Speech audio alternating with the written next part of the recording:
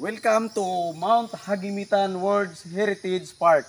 Karon ania kita sa bukid diri sa Mount Hagimitan ug Mount Hagimitan Museum aron atong bisitahon ang mga kahoy nga naa dinhi sa palibot ug atong makita kung unsa nila pag-atiman ang ato ang kinaiyahan dinhi sa San Isidro, Davao Oriental. Tara, ubani ko ninyo. Mao ni ang sulod sa palibot sa museum gatiman nila ni Chairman Rifi aron maprotektahan ang mga natural nga niting makahoy nga nagtubo ani nga lugar. Na sila mga tanom diri ato makita. Parehas ani nga mga kahoy nga magkuno. Nasa cinnamon. Sa mga nangita og mga cinnamon na sila yung mga koleksyon dire para nga magiging natural lang siya nga nabuhi dire sa palibot. Kung inyo ni makita, yun na nga dako nga kuan. Mao nitong ginatawag na ratan o katong uway.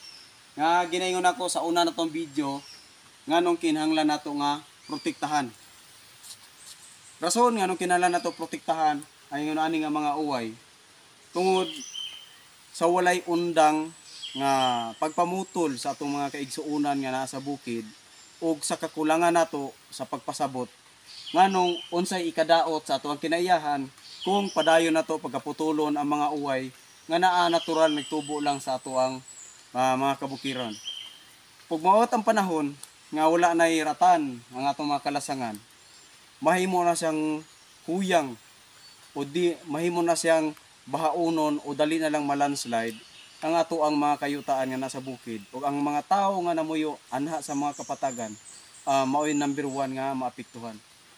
Ug ang tiniratan mo nagpalig-on sa atong mga kalasangan ug ang mga bunga ani ginakaon sa mga langgam ug hayop ilabi na sa ato ang mga tawo. Busa kita magpadayon ta sa pagpasabot sa ato ang mga kaigsuunan nga unsa ka importante nga ato ang protektahan ng ato ang mga kinaiyahan. Ubani ko ninyo ug suportahi ko ninyo ilabi na sa pag-follow, share ug sa pag-like sa ato mga video aron mapaabot pa nato sa ato mga kaigsuunan kung unsa di ay kaimportante ang pag-atiman sa ato ang kinaiyahan. Mao ni ang ato ang makita diri nga side. Mao ni diri ang wildlife sanctuary. Nato makita ang mga libangbang, ang mga langgam, uban pa nga mga hayop nga naa diri nagkuan sa palibot. So, tara ato pasubayon sa taas kung sa pay naa diri sa sulod.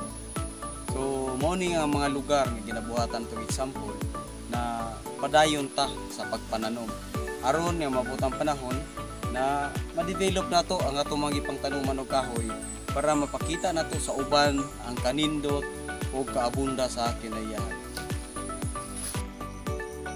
Tagko na kayo. Yan ang katagkan. So, mula na po kabugnaw.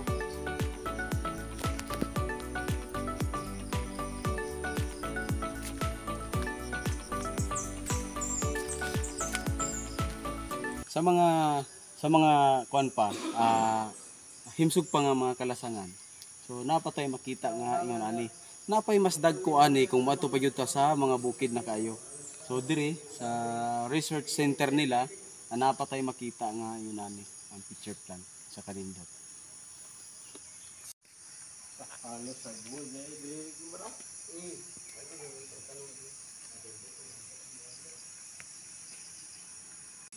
Mo ni siya ang kuan diri ang research center sa Mount Hagimitan o si chairman o si atong kauban sa native trees enthusiast ang nagdumala o ang nagtabang sa pag-atiman diri sa research center aron na mapabilin na mapapreserve ang ato mga native nga mga tanaman. So makita nato diri sa palibot.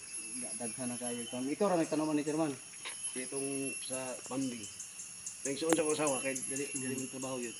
Sila may nananaman. Kini mga fern. Oh, sila Sila gyapon nagtanom. Ang landscape nila ba. Nindot Kaya kayo ba ba? mo ilan ang tamnan na kaning mga Kaya kung sa lasang lang ni, wala man bili sa pananaw sa uban. agbason Oh. wala. Pero kung dire sa to, Sa mag-research, Oh. na importante kini. Importante ni nga fern. Hmm. Kini nga kuan, kini nga tanom, pamilya gyapon ni sa mga pako katong kuan. O daghang klase sa fern nga ginastudihan nila diri dapita. Pila ka libo ning fern. O diri lang nato makita sa mga gusto makadumdum o sa mga gusto nga makaila o sa magtuon kung unsang klase nga mga sagbot o sa mga native mga tanom nga natural nagtubo diri sa tua. Pwede ra mo makabisita diri sa Mount Hagimitan Museum. O sa pagkakaron sarado pa pero pag mahuman na og renovate o pag-ayos sa mga naguba-guba nga mga kagamitan diri sa palibot, pwede na ta magbisita pag-usab. Nahimutang lang ni siya diri sa barangay La Union sa San Isidro, Davao Oriental. So sa mga gusto makaila sa mga native na to nga kahoy, sa mga native na to nga mga tanom ug sa mga native nga hayop, pwede ta makabisita dinhi. Kasubod mo museum.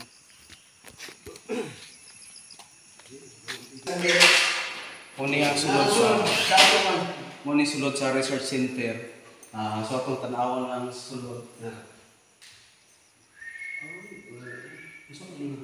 Picture plant kato mo na siya mga similya.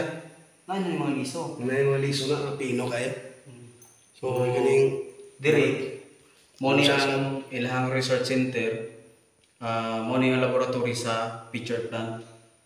So muni kada adlaw ginabisbisan para nabibidyo sa madao. So diri na to makita na unsa gyud kay importante nga timanon nato ang kinaiyahan. Gani sa diri sa bukid gibuhat yun nila diri nga makapa-preserve og katong sa picture plant. Prado, hardwood lang sa on. hardwood at cinnamon at isa din hardwood. Kuya ba dila isa isa Pero ako mahapot isa. Ang kada cinnamon may papaano wala sa kanon sudan. Muni ang bago tree. On maayo kay na itaging sila. Makita na to kung sa mga pangalan sa kahoy, ang iyahang scientific name o iyang family name. So diri sa ilahang nursery o sa research center, daghan tag mahibaluan nga mga klase-klase sa kahoy na dili common sa tuang mga lugar. So mas maayo man gyud nga makita nato sa personal kaysa libro nga atong ginabasa ang mga native nga kahoy nga naa normal diri sa ato ang nasod. Nakita ninyo tong kuan, bulak sa ato ang kwarta. Mao ni siya ang Medinilla. So isa sa mga na-preserve nila o gipang-atiman diri sa sanctuary ang yun ani nga mga bulak. So makita nato na nindot kayo. Ug katong giant pako nga gibidyo nato sa una. Mao ni. So, diri sa kuan, diri sa museum, makita gyud nato na maayo nila pagkaatiman og nahatagan og importansya ang dapat ang pag-atiman sa ato ang kinaiyahan. So, diri malipayon kay ta nga sa mubo nga panahon nga nakabisita ta natay mga natun-an, na-discovery nga mga bag-o nga wala pa nato nakita. So, nindot kayo. Sa akong mga followers, viewers, sa mga supporter, sa mga native trees enthusiast, sa mga gusto magprotekta sa ato ang mga kinaiyahan, ug sa mga gusto nga magtanom sa ato mga native nga kahoy ug native nga pananom nga naa diri sa Pilipinas.